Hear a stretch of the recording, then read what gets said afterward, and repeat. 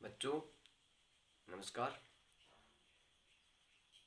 आज कक्षा 8वीं का यह सबसे कठिन समय नहीं, इस पाठ को हम आज पढ़ेंगे। यदि आपने मेरा चैनल सब्सक्राइब नहीं किया है तो इसे सब्सक्राइब करें और लाइक का बटन दबाएं। आपको बहुत सी ऐसी जानकारियाँ मिलती रहेंगी।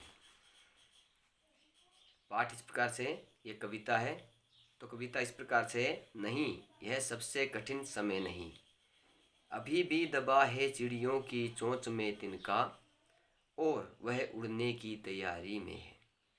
अभी भी झरती हुई पत्ती थामने को बैठा है हाथ एक, अभी भी भीड़ है स्टेशन पर, अभी भी एक रेलगाड़ी जाती है गंतव्य तक, जहाँ कोई कर रहा होगा प्रतीक्षा। अभी भी कहता है कोई किसी को, जल्दी आ जाओ कि अब सूरज डूबने का वक्त हो गया।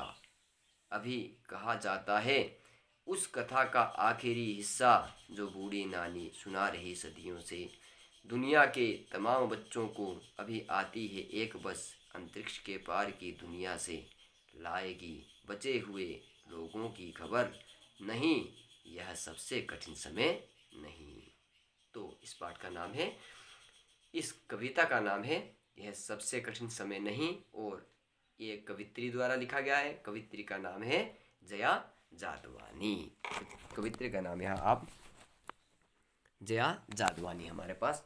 ये कविता जो है कक्षा 8वीं की है।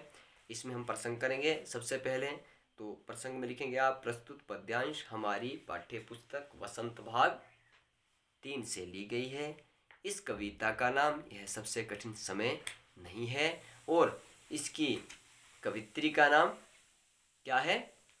जया जादवानी है। इस तरह से यहाँ आप जो है इसमें लिखेंगे कि इन पंक्तियों में कवित्री ने किसके बारे में लिखा हुआ है।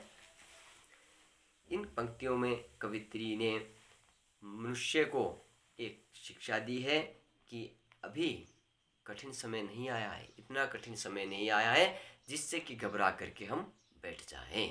तो यह कठिन समय नहीं है, और इसकी यहाँ पुष्टि की है, बताया है कि अभी कठिन समय नहीं है। हम ये ना सोच ले, हार ना मान ले। देखिए, जीवन के अंदर यदि आत्मविश्वास समाप्त हो गया, आत्मबल आपका समाप्त हो गया, तो आप कुछ नहीं कर सकते हैं। जया जादवानी जी ने एक जागृत करने की कोशिश की है कि आप ये मत समझे कि कठिन समय आ चुका है, बहुत मुश्किल हो चुकी है, अब करना मुश्किल है। तो ऐसा नहीं है।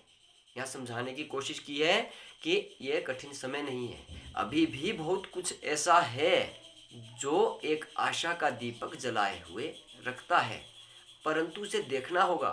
ये सोच पर निर्भर करता है कि यदि हम सकारात्मक सोच रखते हैं या नकारात्मक सोच रखते हैं। तो आपने इसमें लिखना है, इन पंक्तियों में कवित्री ने मनुष्य को ये शिक्षा देने की कोशिश की है कि अभी जो है, अभी कठिन समय नहीं है, और अभी आशा का दीपक जलाए रखना है। तो यहाँ जो है सरलार्थ आगे करेंगे हम। सरलार्थ में, नहीं यह सबसे कठिन समय नहीं, अभी भी दबा है चिड़ियों की चोंच में तिनका और वह लड़ने की तैयारी में है। सरलार्थ लिखना है। कवित्री कहती है, क्या कहती है कि नहीं यह सबसे कठिन, कि यह सबसे कठिन समय नहीं है। क्यों नहीं है?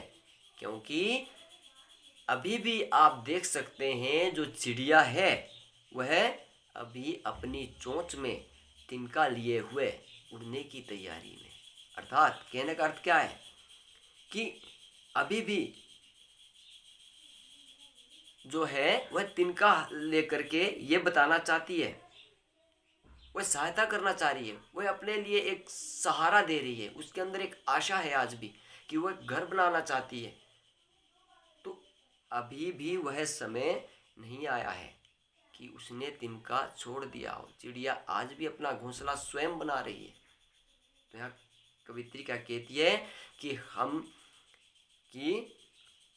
हे मानव, जो ये वर्तमान समय है ये कठिन नहीं है, ये वर्तमान समय कठिन नहीं है, क्योंकि अभी भी चिड़ियों की चोंच में तिनका दबा हुआ है और वह अभी भी अपना घर स्वयं बनाने की कोशिश करती है। जैसे पहले बनाती थी उसी तरह बनाने की कोशिश करती है और वह जो आज की मुश्किलें हैं उनसे लड़ने के लिए तैयार है। तो यहाँ पहले में ये लिख लेना है। फिर दूसरा जो सरलार्थ है उसमें लिखना है, उसी तरह से प्रसंग कर लेना है आपने इसका। जैसा पहला है, अभी भी झरती हुई पत्ती थामने को बैठा है एक हाथ। यहाँ पर सरलार्थ लिखेंगे। कवित्री क्या कहती है कि यहाँ प्रेरणा देती हुई कहती है, प्रेरणा दे रही है कि क्या क्या प्रेरणा दे रही है? एक ऐसी प्रेरणा दे रही है कि अभी भी पेड़ों से जो पत्तियां झड़ रही है उसको, उन पत्तियों को उठाने के लिए आज भी एक हाथ आगे अवश्य किसी ना किसी का आता है। अर्थात जो लोग असहाय हैं, जो लोग कमज़ोर हैं, वो ये मत समझे कि आज कोई भी उन्हें सहारा देने वाला नहीं है। तो आज भी कोई ना कोई उन्हें सहारा देने वाला है। जिस तरह से पेड़ से पत्तियां गिरती है तो उन्हें उठाने के लिए कोई ना कोई अवश्य ही आगे मिलेगा। तो यहाँ जो है कवित्री ने एक ये शिक्षा देने की कोशिश की है, प्रेरणा देने की कोशिश की है कि अभी भी वो कठिन समय नहीं आया है कि कोई भी उन पत्तियों को नहीं उठा रहा है, छू रहा है कि जो झरने लग चुकी है। अभी भी भीड़ है स्टेशन पर, अभी भी एक गाड़ी जाती है गंतव्य तक। गंतव्य क्या है? गंतव्य, यहाँ गंतव्य लिखा है। गंतव्य का अर्थ है आपका पहुंचने का स्थान, जहां आप जाना चाहते हैं वह स्थान, उसको बोलेंगे गंतव्य। तो अभी भी भीड़ है स्टेशन पर, अभी भी एक रेल। तो कहने का क्या है, यहाँ कवित्री क्या कहती कि अभी भी स्टेशन पर यदि जाते हैं तो वहाँ पर जाने के लिए लोगों की भीड़ पड़ी हुई है। वो किसी ना किसी स्थान पर जाना चाहते हैं, उनका एक लक्ष्य आज भी निर्धारित है। कहने का अर्थ है कि अभी कठिन समय नहीं आया कि किसी को कोई लक्ष्य का पता ही ना हो और उनको ले जाने के लिए कोई सुविधा ही ना हो। तो आज भी ऐसा समय है कि ऐसा कठिन समय नहीं है। आज ऐसी एक सुविधा है, ऐसी गाड़ी स्टेशन पर मिलेगी जो आपको आपके पहुंचने के स्थान तक ले जाएगी। आपने अपना यहाँ जो है क्या आत्मविश्वास समाप्त नहीं करना है। कवित्री क्या कहती है कि आप अपना आत्मविश्वास समाप्त मत करिए। जहाँ कोई कर रहा होगा प्रतीक्षा, अभी भी कहता है कोई किसी को, जल्दी आ जाओ कि अब सूरज डूबने का वक्त हो गया है। और वह रेलगाड़ी वहाँ जाती, जहाँ जाती है वहाँ पर भी कोई ना कोई आज इंतज़ार कर रहा होगा।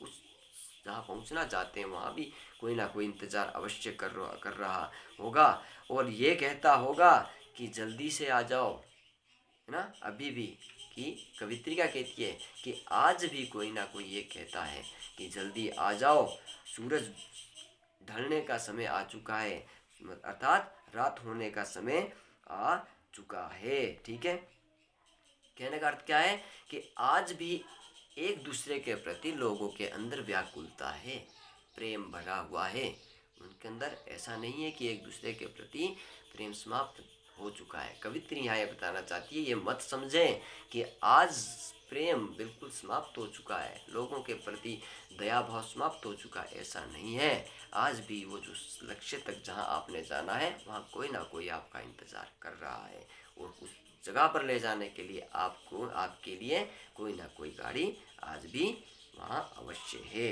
ठीक है, और कोई ना कोई वहाँ आपको सूर्यास्त से पहले बुला रहा है। अभी कहा जाता है उस कथा का आखिरी हिस्सा, तीसरा सरलार्थ है। इसको भी आपने इसी तरह प्रसंग से कर लेना है और इसमें लिखना है, इन पंक्तियों में एक बस के माध्यम से ले जाने के माध्यम से आशा का दीपक जलाने की बात यहाँ की गई है। अभी कहा जाता है उस कथा का आखिरी हिस्सा जो बूढ़ी नानी सुना रही सदियों से। कवित्री क्या कहती है कि जो पहले दादी माँ कहानी सुनाया करती थी, आज भी ऐसी ही कहानियाँ सुनाई जा रही है। जो सदियों से सुनाया जा करती थी आज भी सुनाई जा रही है। घर में आज भी दादी शिक्षा देती है, घर में शिक्षा की बातें बताती है, ऐसी बातों को बताती है जो बच्चों के लिए प्रेरणादायक है। तो ऐसा नहीं है कि आज नहीं बता रही है, आज उसने बताना बंद कर दिया है, ये स्पष्ट किया गया है यहाँ पर। तो आज भी ऐसी बातों को बता रही है। और दुनिया के तमाम बच्चों को अभी आती है एक बस, अंतरिक्ष के पार की दुनिया से लाएगी बचे हुए लोगों की खबर। और जो दुनिया के इस कवित्री का कहती है यहाँ पर कि इस दुनिया के जो तमाम बच्चे हैं, जितने भी बच्चे हैं, उनके लिए आज भी एक बस अवश्य आती है। एक बस आती है, उनको लेकर के आती है अंतरिक्ष के पार की दुनिया से। और वह उस अंतरिक्ष से पार से भी खबर को लेकर के आती है। केवल यहीं की खबर नहीं, अंतरिक्ष के पार की खबर को लेकर के भी आती है और लाएगी बचे हुए लोगों की खबर, जो कि वहां से बचे हुए लोगों की खबर के समाचार आज भी लाएगी। यहाँ पर जो है थोड़ा सा कठिन सरल अर्थ किया गया है। यहाँ कहने का अर्थ क्या है कि